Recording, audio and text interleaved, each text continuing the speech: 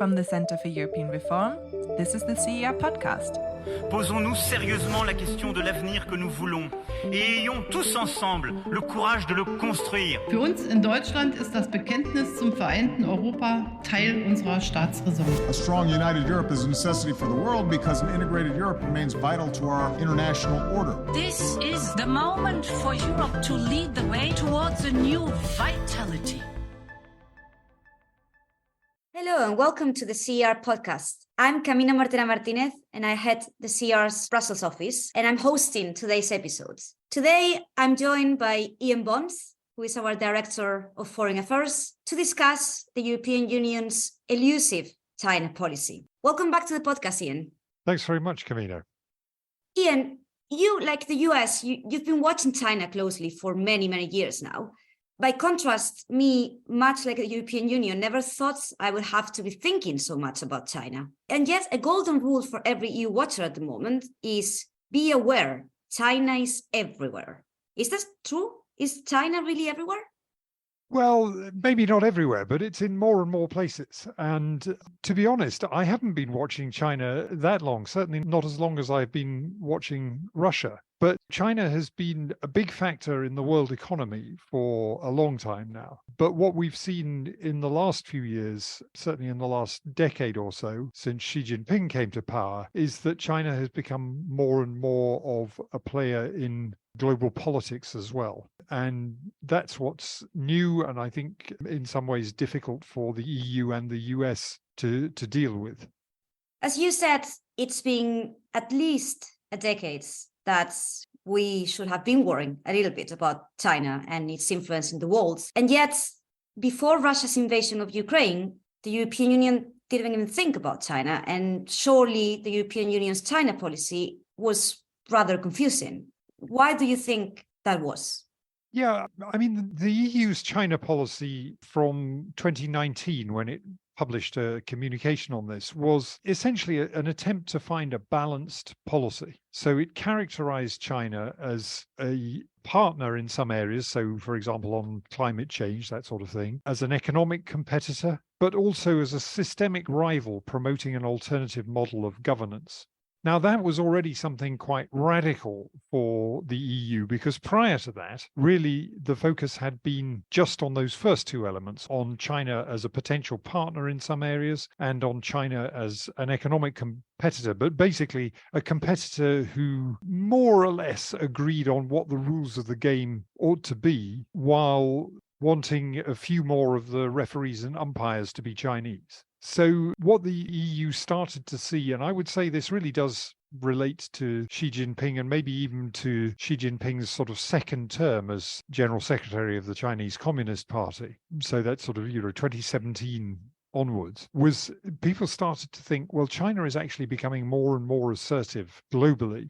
And we can't ignore the fact that China is offering a different model of how the world should be run and how countries should do business. And we talk about the rules-based international order, but China has a different idea of what those rules ought to be. And that's something that the EU had not previously grappled with at all. And if you say, well, why is this still such a kind of confused mess? I think the answer is that between the 27 members of the EU, there's still a different sense of where do you put that balance? Partner, okay, maybe not so much, but competitor versus something more worrying, a systemic rival, that's something we haven't quite got to grips with across the whole of the 27.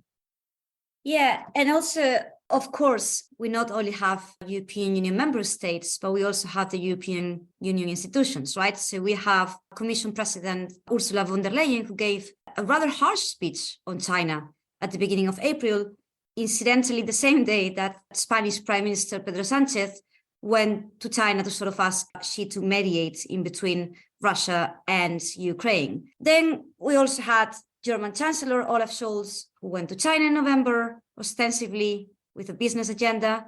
And of course, there was Macron's and von der Leyen herself's visits earlier this month, which sparked outrage in many places in the world. Ian, you're not only an expert on China, but you're also a former diplomat. So can I ask you a question that I get all the time here in Brussels? What on earth is going on?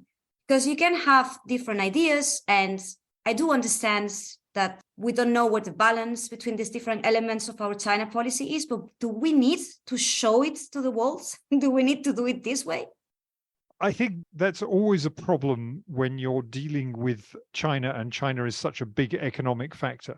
And it's always been a problem for the EU in the past, because quite often when there were, for example, problems with China's human rights record in Brussels, the member states would kind of gear up the External Action Service, and instructions would go to the EU delegation in Beijing to go and démarche the Chinese, to make a formal approach to the Chinese about human rights, very often human rights. So the EU delegation would go in and no doubt get a very frosty response from the Chinese, but they would have carried out the instructions that had been agreed in Brussels among the member states. And then gradually, the embassies of the member states in Beijing would go in and tell the Chinese, well, that's just the Commission talking. You really shouldn't take that too seriously. But here is this excellent economic agreement that we would like to finalize with you, or here is a nice plot of land where you could invest and build a factory, or would you like us to invest in a low-cost manufacturing facility somewhere in deepest China? And very often, the message that had been agreed in Brussels as the kind of strong political message to be delivered to China was undercut by the member states in their bilateral dealings with China. And I think that's still to some extent a problem. But I mean, I want to turn this question back on you, because what's really been striking for me is that even within the EU institutions, it kind of feels like they're having trouble all singing from the same hymn sheet. So as you rightly say, von der Leyen was quite tough on China. The European Parliament is even tougher because some of its members are under sanctions at the moment, yet it feels like Charles Michel is pursuing a different approach altogether. So this is kind of turning Kissinger back on its head in a way, but who speaks for the EU in China? I think the safest answer to that is nobody, really, as frustrating as that can be. You're right that there are different views within the institutions, but I think in order to understand why, we sort of need to understand where we're coming from. So von der Leyen made a very, very harsh speech for Brussels standards, right? So obviously there are different views on that, but she didn't really come out with the China policy until 3 months ago. And I am unsure that these views, her views, are shared in other corners of the European Commission. Borrell himself, he was supposed to go to China as well in this diplomatic flurry that we had this month. He didn't get to go because of COVID, which I think is all very 2020, but that's a different question. But he did write a blog on his views on China. And tellingly, he sort of reaffirmed this idea that you were talking about of the European Union's 2019 views on China with different components and, a partner on things like climate change, but also rival, but at the same time, somebody who can talk sense to Vladimir Putin. So the institutions are divided. I think when it comes to choreography, and that is where I struggle to understand. I do understand where all this comes from, because, the whole idea that the European Union itself thinks that trade and entangling one another with rules and all these kind of things is a good idea. And they have been applying this to themselves and to the world until Putin's invasion of Ukraine showed the limits of this theory. So that's all very fine. But what I don't understand is why would you voluntarily put all this difference for the world to see? And why would you play into China's hands in this respect?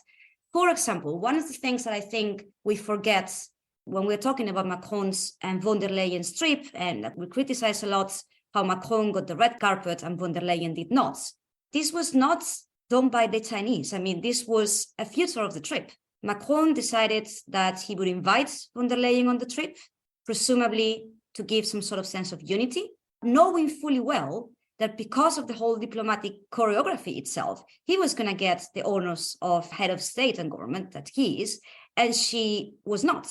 And also, another thing that we often forget, because von der Leyen is such a strong leader, is that she's not supposed to be representing the European Union abroad. She's not the European Union's foreign policy chief.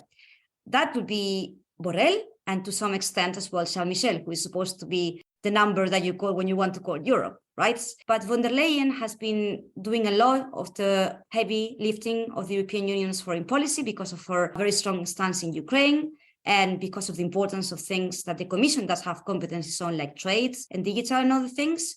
So I'm just wondering, why is it that we are not able as Europeans to understand that it's okay to have differences, and the European Union not being a perfect place, but there's a lot of cooks, things are complicated. But once we get into a common position, it's normally very difficult for the European Union to backtrack on that position. And we can think about the war in Ukraine, we can think about the response to Brexit or the single markets for what matters as examples. But do we really need to expose all those differences to the entire world by clumsy diplomacy? That is what I think we are not necessarily doing very well. And also perhaps we are a little bit too naive in a number of the things that we think about China. For example, I know that the European Union leaders that do not necessarily want to take a position on China at the moment because it is easier for them to remain neutral, so to speak. Some still think that China could be an honest broker between Moscow and Kyiv. I think that's absolutely wrong because China has already picked a side in this conflict and it's not ours. A few leaders believe that the US is sleepwalking into an unnecessary conflict in Taiwan. And maybe you can walk us a little bit through that later, but I think that's absolutely incorrect as well. That's putting China and the US on the same footing. And then there is this whole idea of the European Union needing to find its own voice in the world and be strategically autonomous and a third superpower. So perhaps the end goal of this is a good thing, right? This is to be an alternative, is to be a strong power in the world. But I just think the process that we are using to get there is the wrong one. Yeah, I think that's a very good point that you have put your finger on there. Of course, you should have your policy disagreements behind closed doors, and then you should come out and speak as one in public. That's a real struggle for the EU, not just on China, but as a general rule. We've seen it with Viktor Orban's unusual position on Ukraine and Russia. We've seen it in the Polish government's attempts to go in exactly the opposite direction from Macron and say, well, the only thing that really matters is the transatlantic relationship, and that's what we have to build up, not strategic autonomy. So there is quite a lot of indiscipline, as I would see it, within the EU at the moment. But specifically on China, I think the problem is that the 2019 strategic outlook remains the only thing that the EU has agreed. Now, it needs a China strategy. It needs an updated China strategy. And I agree with you that that's a strategy which has to take account of the fact that China has chosen a side in Russia's war against Ukraine, and it's not ours. But that's been a real struggle for some European countries to come to grips with. I think in some ways, this may be a good moment for those who think that the EU needs to take a slightly tougher stance with China to speak out, because we had this last weekend, this row over the interview given by the Chinese ambassador in Paris, Lu Xiaoye, who basically was asked about Ukraine and first of all said something unhelpful about Crimea, but then having started to dig himself into a hole, thought he'd better keep digging and said that none of the countries of the former Soviet Union were, as it were, actual sovereign states because there had never been any international agreement on this, which is quite breathtaking because, of course, they're all members of the United Nations, and that is something that China agreed to in the UN Security Council. So for him to suggest that, somehow or other, they're not real countries, that's highly problematic. Now, I think there are signs that the Chinese Foreign Ministry is kind of rowing back on his remarks. But clearly it's upset the Baltic states in particular, but others as well. But I think it will also give some pause, even to people in France, that do you really think China can be an honest broker in the war if it doesn't even believe that Ukraine is a real state, if it actually, shares the view of Vladimir Putin that Ukraine is not a proper country? So this may be exactly the right moment for Europe to try to move forward with a revision of that 2019 document and to admit that, yeah, maybe there are still three elements, three legs to the stool, but the strength of the stool labeled systemic rival is considerably greater than that of the labeled partnership these days. And that even if you look at China's behavior over climate change, they have talked a better game than they have so far delivered in terms of still making coal-fired power stations, not only for China itself, but also for their Belt and Road partners in other parts of the world. So I think China's diplomacy has been quite clumsy. We're a very long way away from Deng Xiaoping saying, bide your time and hide your light, and China, in a sense, growing rather stealthily and becoming very influential in the world by playing the game more or less by the same rules as everybody else, or at least pretending to. And Xi Jinping has taken that much more in the direction of saying, well, if we don't like these rules, we will write our own rules. Right, I absolutely agree with you. But can I play the devil's advocate, since I'm recording this from Brussels, where views differ on that, and turn this question around? We've been seeing a more assertive China on the global stage, but we surely have been seeing a more problematic US as well. Transatlantic relations have been something of a roller coaster, right, since Trump entered the White House in 2016. And while the Biden administration has done a lot to repair some of the damage of the Trump years, it's also true that Biden's Afghanistan debacle and the IRA have ruffled many feathers on this side of the Atlantic. And there are also obviously mounting fears in some EU capitals about the possibility of a Trump-esque figure back in the White House at a time when obviously Europe needs America's support in Ukraine, but also Washington needs Europe's in Taiwan. So how do we square that circle, right? How do we make sure that the European Union and Europe in general hedges against both an assertive China, but also the possible worsening of transatlantic relations if there is a change in the White House?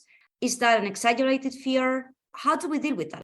Yeah, so this is where I think that Macron is sort of half right on the question of strategic autonomy. And I mean that in the sense that I do think that it's actually valuable for Europe to build up its own capabilities to be able to act autonomously if it has to. Where I disagree with him, or at least where I think perhaps he chose the wrong topic to sound forthright on strategic autonomy, is over China and Taiwan. Because I don't think this is a question of Europe shouldn't get dragged into the conflicts of other people, or that in some sense we need to have equidistance, maybe the wrong term, but at any rate, to somehow balance our relationship with China against our relationship with the US. I think the issue that we need to understand more in Europe is that America is still our ally, but America is becoming distracted by what's going on in the Asia-Pacific area. And there is the risk of more erratic US politics. I mean, this is not something that's entirely unknown. There were times, even in the Cold War, when the Americans were distracted by things going on elsewhere. The Vietnam War is a good example of that. But that was at a time when actually the Europeans spent a lot more of their GDP on defense and were a lot more capable of at least dealing with the early stages of a conflict with the Warsaw Pact. What's happened since the end of the Cold War is that defense spending in Europe has fallen much more rapidly than defense spending in the US, and European capabilities are now pretty poor in most cases, even though you could say, well, the direct threat that Europe faces is much less than it was during the Cold War. We're actually more dependent on the US than we were during the Cold War. So let's talk about strategic autonomy in terms of Europe building up its capabilities and being able to deal with a distracted America rather than Europe building up its capabilities so that it can be somehow a kind of third pole on the globe. I don't think there is room for three poles on the globe, to be honest. And of course, that assumes that Europe will be dependent on the US for its security when it comes to Russia. And I just wonder whether you think that there is a danger that European leaders' attitudes and Macron's words and other people's actions towards China could make the Americans actually less willing to help Europe with Russia and even help the Republicans in the US election next year.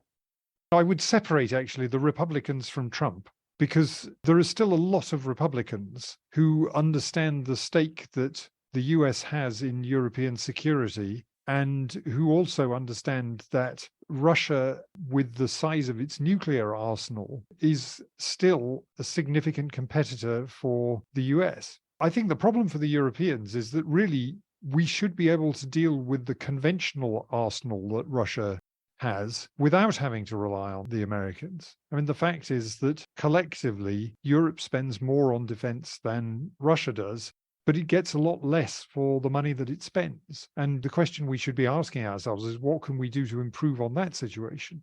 What we can't do is to provide the same nuclear guarantee for our security that the Americans can. And you need the American conventional presence to give you the linkage, to give you, in a sense, the guarantee that American lives are on the line in Europe and that therefore the US nuclear umbrella extends over us as well as over the American forces that are deployed in Europe. But at the moment, UK and French nuclear forces, although clearly they are relevant to the balance in Europe, are on a much, much smaller scale. And in some ways, certainly in the case of the British, rather less flexible than what the Americans have to offer. So I really want to put the stress on the fact that Europeans need to do more for their own conventional defense capabilities, and not to think of this in terms of either replacing or standing up to the Americans, but as having a capability that you need for your own defense, regardless of what else the Americans might have to deal with in the rest of the world. Absolutely, great. Can I use the last question to sort of ask you to take your crystal ball and tell me, how do you think the European Union's China policy will evolve over the next year or so? Do you think we'll be seeing a more united view from the European Union? Yeah, I think it'll be evolutionary. It will take the 2019 strategic outlook as its starting point, and it will just alter the balance somewhat. Maybe not as much as some of the hawks would like, but maybe more than particularly some of the economic operators who have invested very heavily in China would like. But I mean, it seems to me that there are a number of areas where I would expect to see some evolution. In fact, you could see the evolution even without the strategy being rewritten. So that's in terms of European supply chains, trying to reduce the extent of our dependency on China for certain critical materials, critical components. That seems to me to be a very important part of this. Some of it will be about the geopolitics. And I think even in France, there are foreign policy professionals who think that the way that Macron expressed himself was not helpful, and that actually Europe has to show that it has an interest in the status quo around Taiwan. We're not saying we're going to recognize Taiwan as an independent country. There is a long-standing consensus on a one China policy. And if you start to move away from that, then actually you provide a pretext for China to say, well, no, you are now doing something which is a threat to our vital national interests. But part of defending that status quo is saying, well, there's one China policy, but at the same time, there should be no use of force to change the status quo in Taiwan. And we will occasionally sail ships into the area to show that we have a continuing interest in that, and that we don't accept that the Taiwan Strait is China's national waters. It's an international strait, and a particularly important international strait for trade between Europe and Northeast Asia. It's an area where there are a lot of ships passing to and fro, carrying trade to and from Europe, and that's important to us. So I think I would expect to see some strengthening on that. But at the same time, we're not going to drop the references to areas of cooperation, because we do need China alongside us on fighting climate change. Indeed, in many respects, China could do more than we could at pace because of the centralized planning system in China. If they decide that they really will get out of the coal business, then no country is more capable of doing that at pace, because they don't have to worry as much as Joe Biden does about the coal miners of West Virginia, or as Europeans have to about the coal miners of Poland or Germany.